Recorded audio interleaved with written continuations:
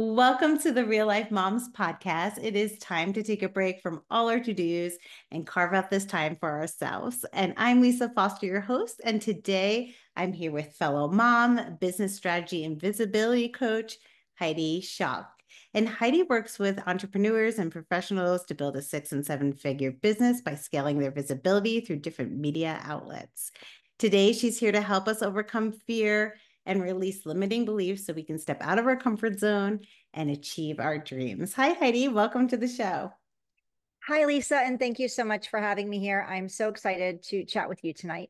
Yep. And Heidi's also a podcast host. So she is an expert on just coming on these podcasts. So it's so nice to have you here too. It's all about having fun, right? Exactly. As Yes. moms, we need to have fun, which is the key, right? But we Yes. are talking about visibility. And I love that you help others with visibility because there are so many listeners that I'm sure listening right now that have that business, want to start a business, don't know if they should start a business, but there are a lot of fears to put yourself out there and be visible. You're worried, am I going to get any clients coming through the door? And I have to put myself out there to actually market this, which I think is honestly the scariest thing. It's easy to do the thing, but to tell people that you're doing the thing could be like, just hard. So, how do you help others really overcome the fear of being visible?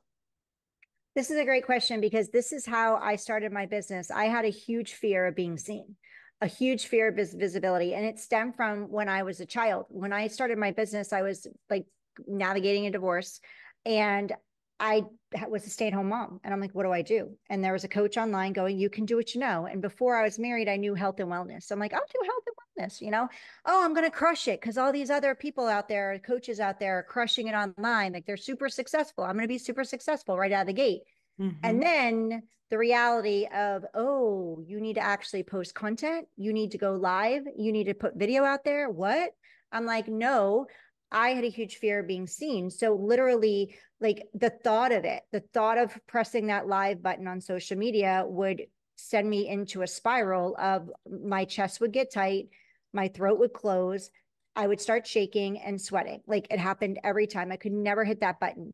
And luckily for me, I had somebody in one of my in the program that was like another member, and she was like, she saw me. She's like, stop hiding, Heidi. So I call myself hiding Heidi, and I'm like, don't be a hiding Heidi. Like you get to be a visible Veronica, right? You get to be seen. So she pushed me forward. She challenged me, and that challenge was to go live in the group at that moment. And it was the most, Lisa, when I tell you the most horrible live stream you'd ever seen, I wish I could take it down from that group, but they closed it. I wish I would have saved it, and I'd happily share it because it was awful. Like I was not crying, I was bawling. I didn't have tissue, so it was like the ugly wipe of the like the ugly snorting cry, the hyperventilation, and just getting through it. And she gave me my title. The title she gave me was my breakdown to my breakthrough, which was exactly what I was going through. But the next day, I had so many people thanking me for getting vulnerable and showing up raw and real. And now I had inspired them to go live because I thought I was the only one who had this fear. I was the Mm-hmm. only person in the world who had this fear of hitting the live button on social media. That's what I thought. But I came to realize that that was so untrue. And I know there's so many more people out there that are afraid to be seen, whether it's going live, whether it's launching a new business, whether it's you're a stay-at-home mom, but you have this passion on your heart and you're like, should I do this? Because I have my kids, I have my family. That's what I do. And I'm supposed to now like take care of them and let them live their dreams. And no, you get to still have your dreams. I think as moms, many times we put ourselves on the back burner. We do, Mm-hmm. and we're juggling a lot of hats, and our desires start falling to the wayside. Our dreams, our goals start falling to the wayside because we're holding up our partner, our spouse. Like we're helping them achieve their dreams and goals because they're taking care of us, right? Mm-hmm. And then we're also trying to get our kids to find their dreams and their goals and their desires and what their likes are, whether it's sports or arts or whatever it may be.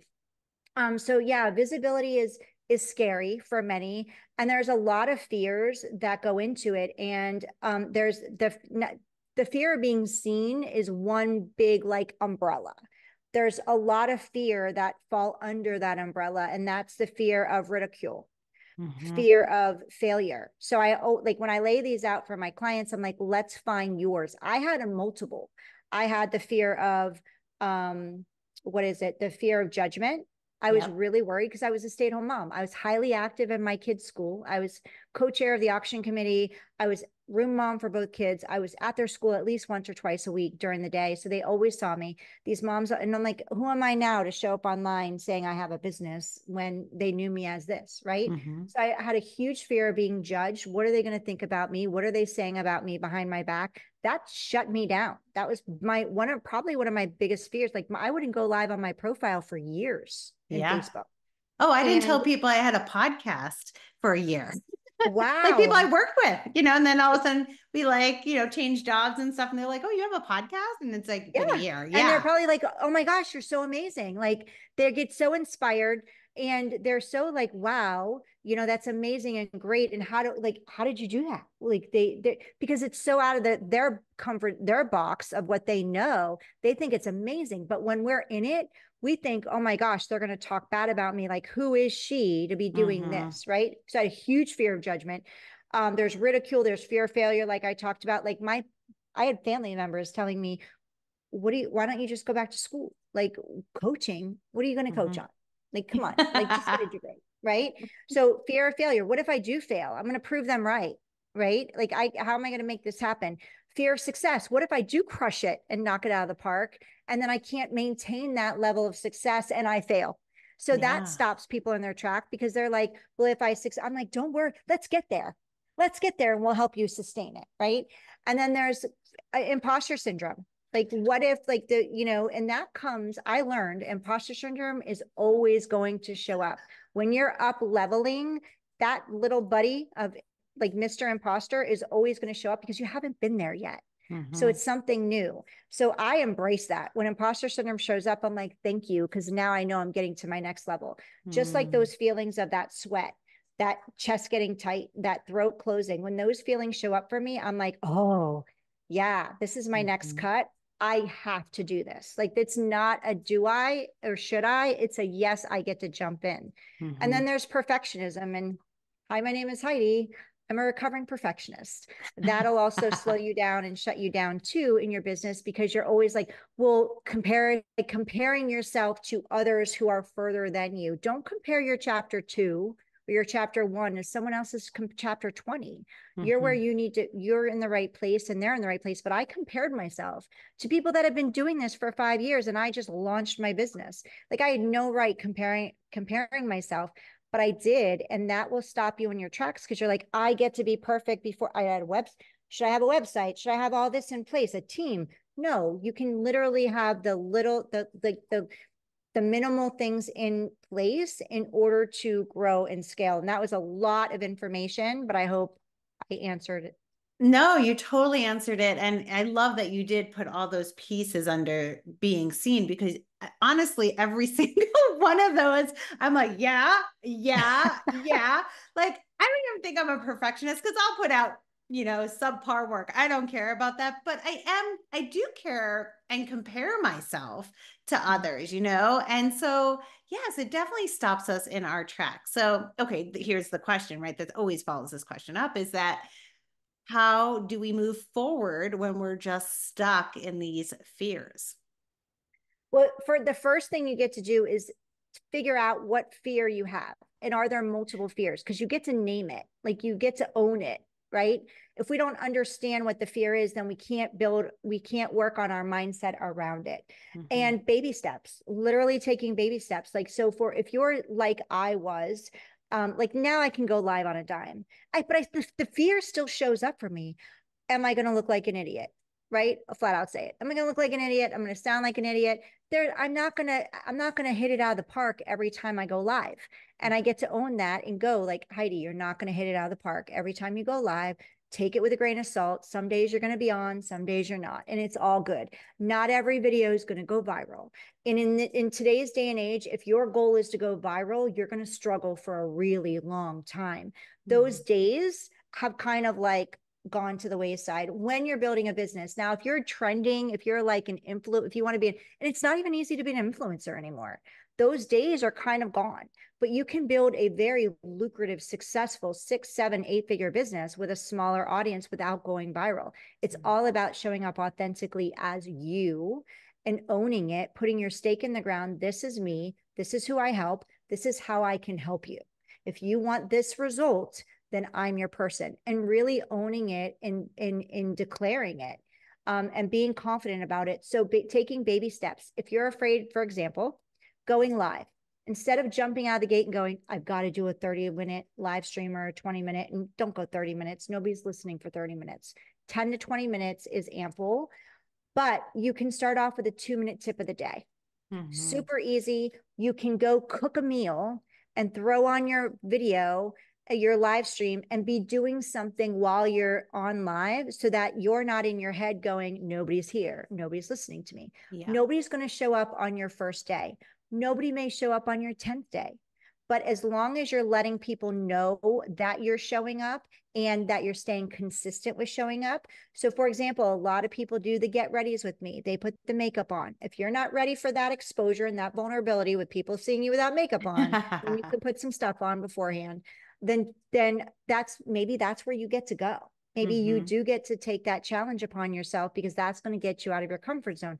And that's how people are going to connect with you, because you are showing up real, authentic, and raw.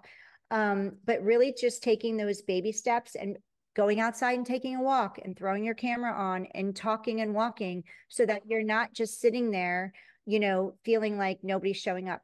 And like I just shared, nobody's going to show up on your first time. You might get people popping in just because they're like, oh, got notified.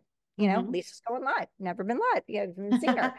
But when you don't need to necessarily go live every day, the more consistent you are on a regular basis, the better.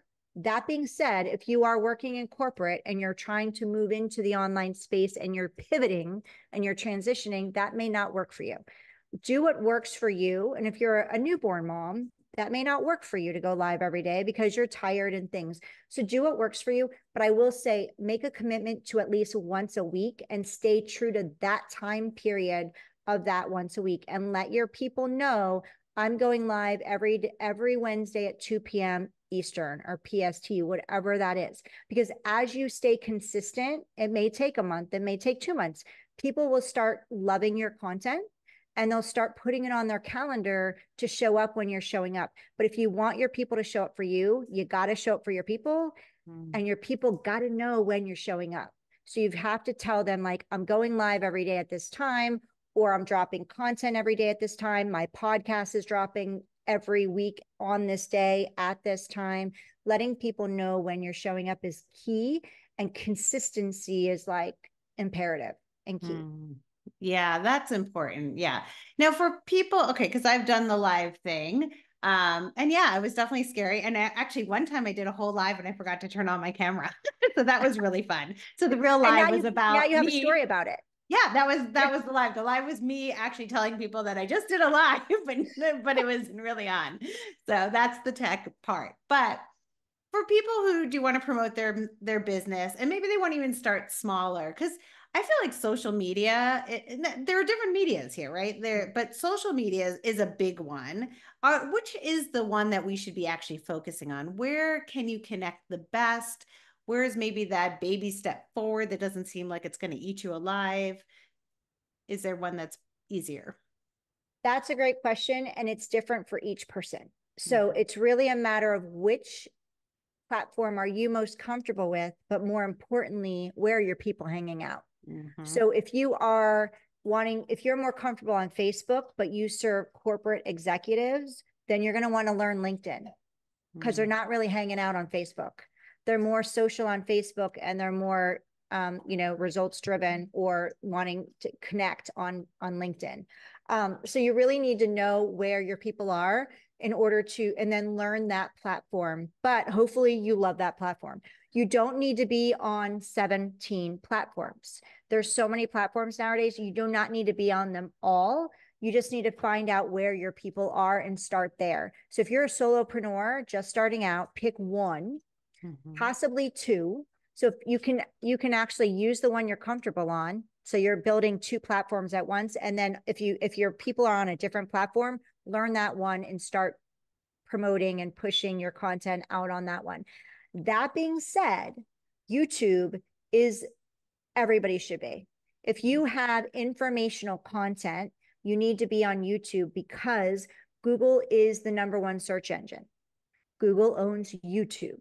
So when you Google anything, and I test me on this, people, that all of you listening, test me on this. Go to Google and type in something. And I guarantee you the first results are going to be the sponsored ads and then YouTube content. And then anything else below it. They're pushing YouTube because that is their platform. They own it. So you want to be on YouTube. And when it comes to putting content out on YouTube, don't reinvent the wheel.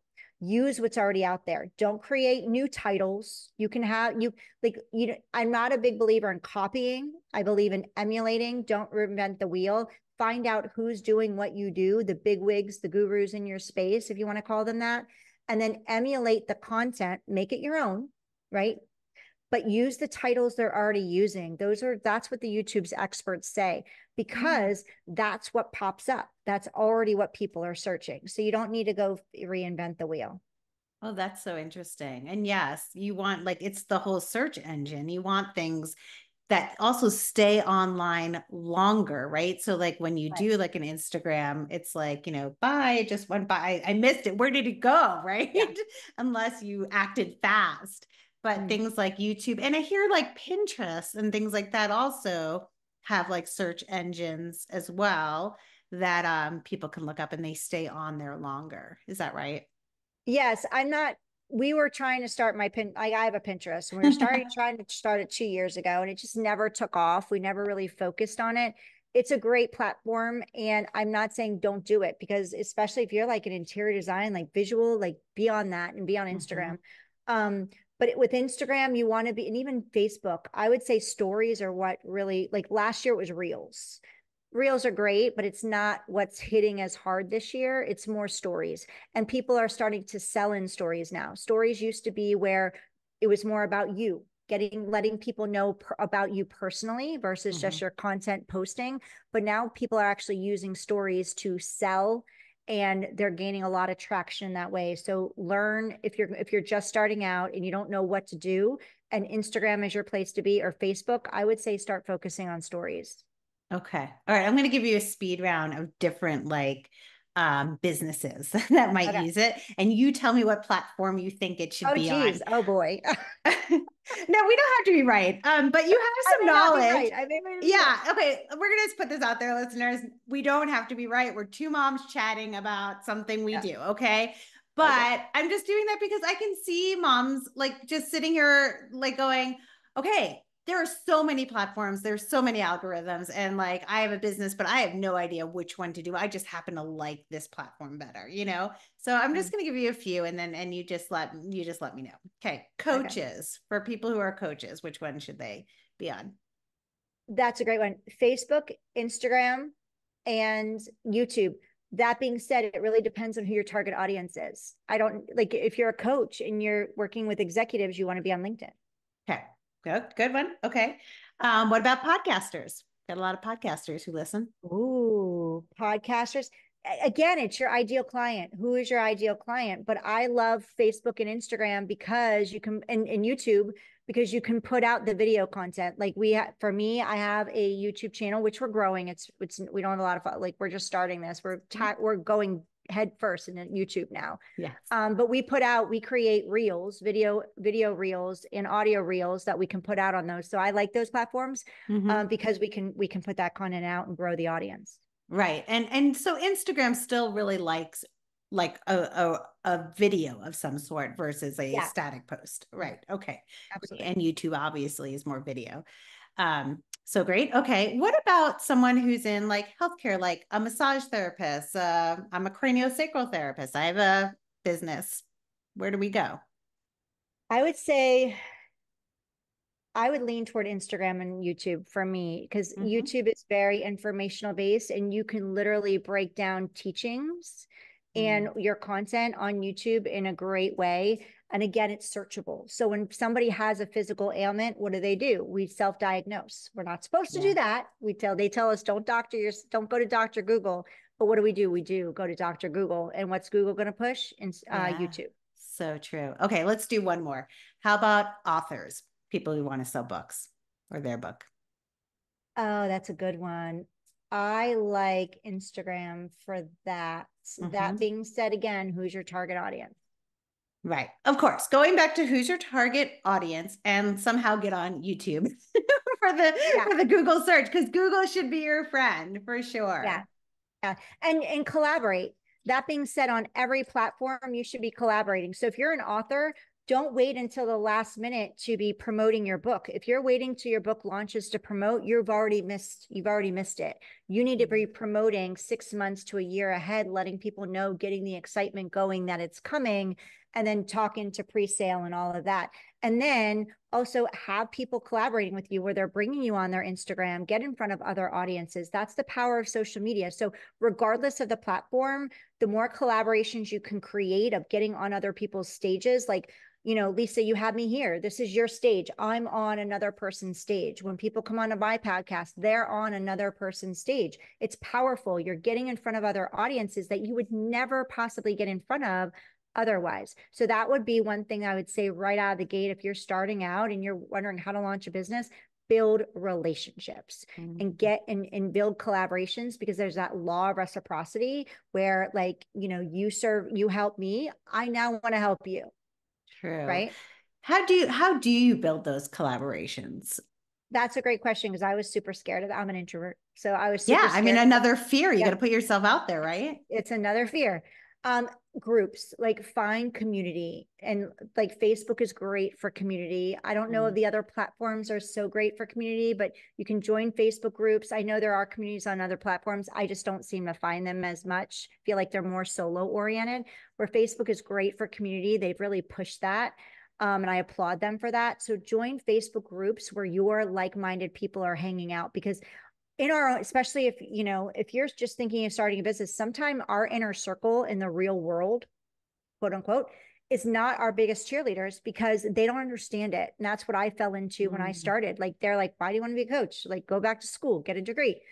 They're not against you. They just don't, they're protecting you. They don't want to see you fail because they love you and they care about you and they don't understand it. Yeah. So sometimes we have to go outside of our inner circle, and Facebook is great for finding community. If you're just starting a business, get on summits, reach out, look for people who are doing like similar to what you do, not what you do, and see how you can collaborate with them as far as like, hey, can I have you come in? Can we do an Instagram live together? Reach out to podcast.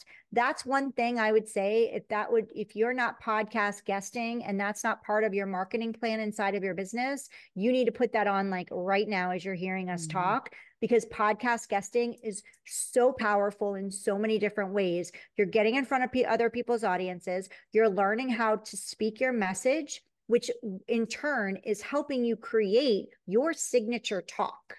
You're Mhm. learning how to have a call to action. You should always have a call to action in your content, whether it's your posts, whether you're on a podcast, whether you're sending an email to someone. You should always have a call to action. It's not always a selling call to action. It could be just engagement or whatever, but you should Mhm. always be telling your audience what you want them to do, the action to take. It could be follow me on this other platform, right? Mhm. Because they're not always going to see it. They're on one platform with you. They're not always going to see your content. So you want them everywhere that you are. Mhm. So that's really, really important. So collaboration is the new currency. And that's like that's going to be the easiest way to grow your business if you're just starting, or even if you want to scale. And it's more fun because this is a solo journey. Like, literally, I work from home and I'm by myself. It can get lonely. So the more that you're collaborating with other people and you're on podcasts, like I'm with you right now, this is fun. Totally It makes fun. like, it brings joy to me, to have this connection with you. And God, who knows what we're going to do together in the future, right?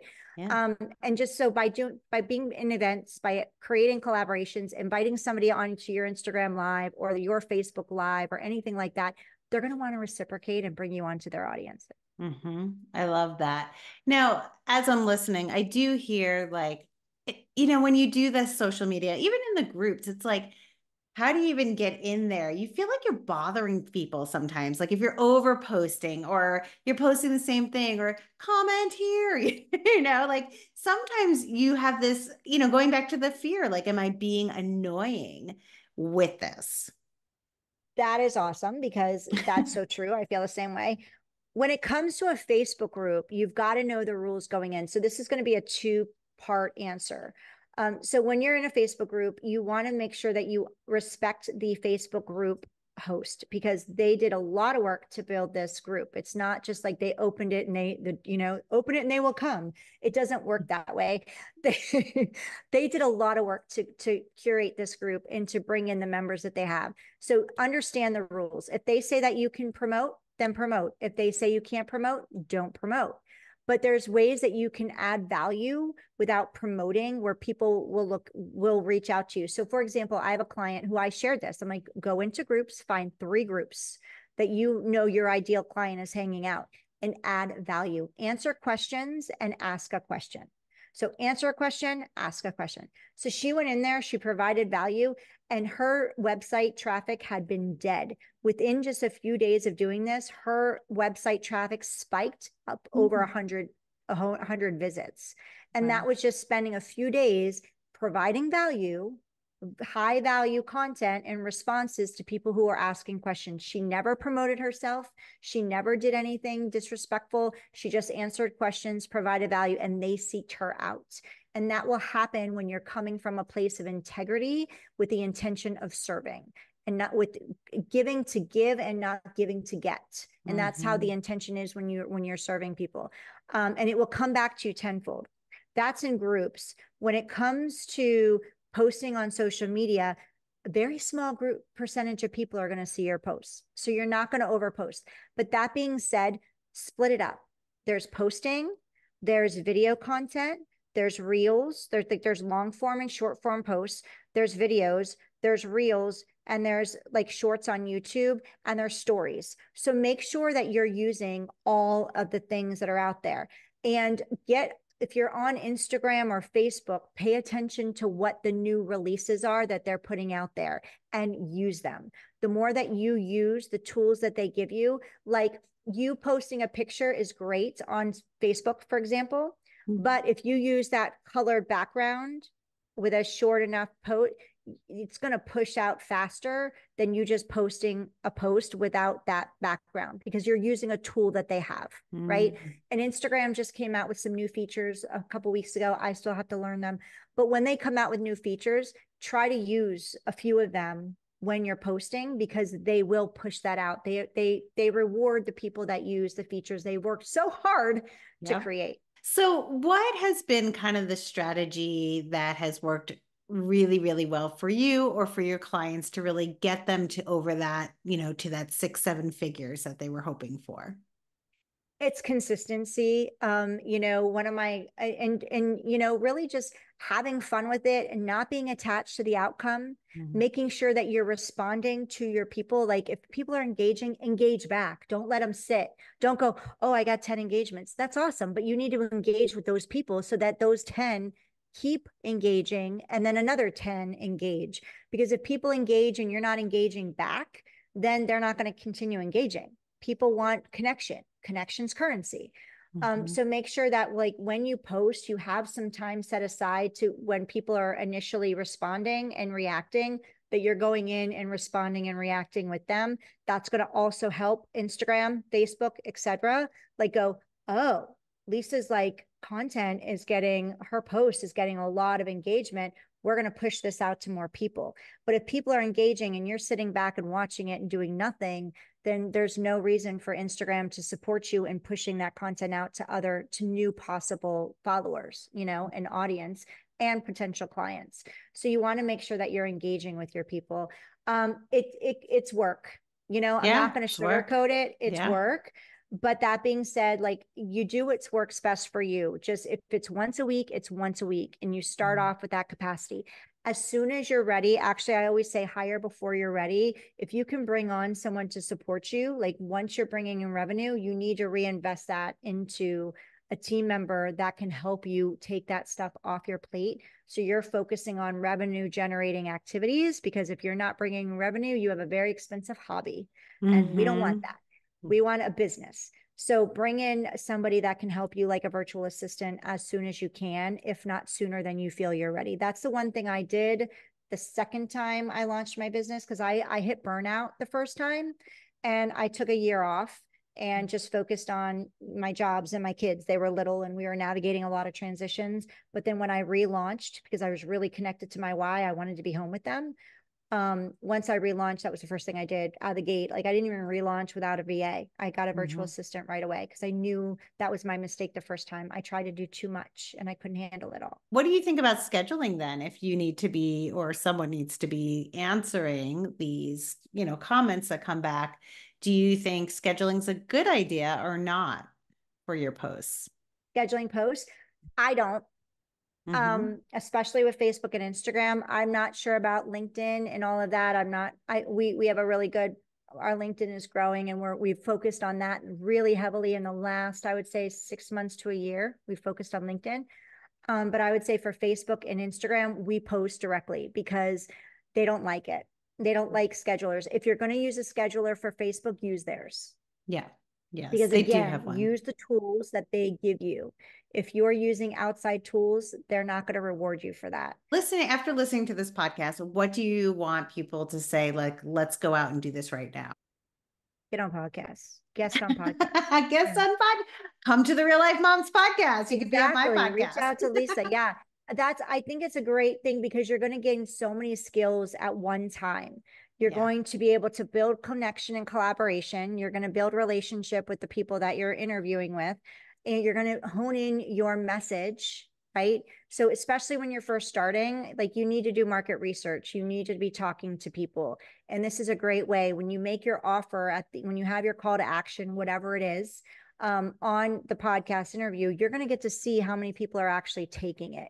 And if, are they coming to grab it? And that's going to give you feedback because posting on social media can be daunting. You need to do that too. But I really do believe podcast guesting is so powerful because you're honing in your messaging, you're building connection and collaboration, you're getting in front of other people's audiences. They can now follow you on social. So your social's growing without you having to do so much heavy lifting. And you are honing in your signature talk because eventually you want to get on bigger stages because that's where you're really going to get in front of a ton of people and be able to make your offers and grow your business in a great way. I'm a big believer in stages. Yeah. Well, that's going to take a lot of confidence to get in front of an audience, a live audience on a stage. So, yes, I think podcasting is a great stepping stone just to practice speaking in general. Right. And most of us edit, like most of it's free flowing. If something happens, it's editable. So you don't have to feel so stressed out versus being on a stage. You have so much practice. Just in the past, I would say I've been on, oh my gosh, God, like 50, 60, 70 podcasts, so many podcasts. And I don't even know if I might say, but I hardly say it anymore compared to when I first did. Yeah. You're going to just get so much better. And you don't even have, soon it's going to be like, you don't even have to prepare because you know your stuff inside out. And there's no way of getting as good at as talking about what you do, who you help and how you help them than being as a podcast guest. Yeah. So well said. Well said. So tell the listeners where they can find you and what you offer. Well, thank you, Lisa. You can find me on all social media. So our Twitter's just starting. We're just kicking into Twitter. So one of my team members is like, okay, we're going after Twitter now. I'm like, okay. So that's our new thing. So follow me there because it's like I have two people, I think. But you can find me on Instagram. I'm big on Instagram, Heidi Schalk Coaching, Heidi Schalk Coaching on Facebook, Heidi Schalk Coaching on LinkedIn. I'm on TikTok. You can find me, you can check out our podcast. You can go to beshepodcast.com or you can go check out Be She on everywhere that you find podcasts. It stands for Be Seen, Be Heard, Be Empowered. Would love your review. If you like it, give us 5 stars. I would love that. And we've actually just kind of pivoted ourselves. And it's important too, as you're building a business, it's going to be an ebb and flow where you don't get stuck on what you need to create what you're really passionate about. Don't worry about 5 years down the road. Am I going to still have this? Because chances are you're going to evolve so much in the next 5 years. So just do something, start something and let it evolve. So we are now pivoting a little bit, still coaching, but we've created a done for you system. So we're opening an agency, which we've just launched, where we're helping people with getting visible through the media by getting them on podcasts, getting them in the media, handling all of their social media, really writing their social media content for their videos, their reels, and their content, building out their brand. What else are we doing? Building out their funnels. We're building out their funnels and basically handling everything to scale where we're taking it off your plate. So those things that you don't like to do, we're letting you handle the revenue generating things. And it also includes one-on-one coaching. So not only are we doing it for you, but we're meeting weekly to make sure that we're hitting all of these things in a 90-day done for you system. So if you want to learn more about that, you can go to scalewithheidi.com, schedule a call, and I'm happy to chat with you and see if it's a fit. Because we're only taking on so many clients in that done for you system because it's really hands-on. So I want to make sure that it's a real fit for the person that is ready to come on. Oh, well, that's wonderful. And like that done for you, especially as a parent, man, that is going to be very helpful. So we'll have those in the show notes, those links, so people can just click on them really easily and find you. Well, thank you so much for coming on the show. This was so educational. You answered so many great questions that I know not only I, but everybody else listening probably were just wondering about. And I'm hoping everyone's going to walk away feeling a little less fearful about putting themselves out there. Thank you. Oh, and if you want to grab, I have a free podcast template. So if you're ready to guest and you want to do this, go grab the podcast template. It's literally like you can send this off to podcast hosts. You just fill in the blanks. You can go to HeidiSchalkCoaching.com/podcast and grab that free template. It's for you for free. Oh, yeah, do that because a good ask, I have to say, as a podcast host, a good ask that's sincere, I mean, makes me want to have you on the show. It does. So, yes, yes, go grab that template. Help yourself out there. Thanks again for coming on the show. So Thank you, enjoyable. Lisa. It's been such a pleasure. Well, that was such a fun episode. I really enjoyed talking to Heidi. She obviously is no longer hiding, and neither should you. So I hope you are walking away with becoming more visible, putting yourself out there. We don't need to be perfect, and we can figure it out as we go. Make sure you check out those show notes so you can grab all those links of Heidi's and visit her website and get that free podcasting form and also become a guest on one of your favorite podcasts. Until next week, keep carving this time out for yourself, and we will see you next Tuesday when we release our next episode.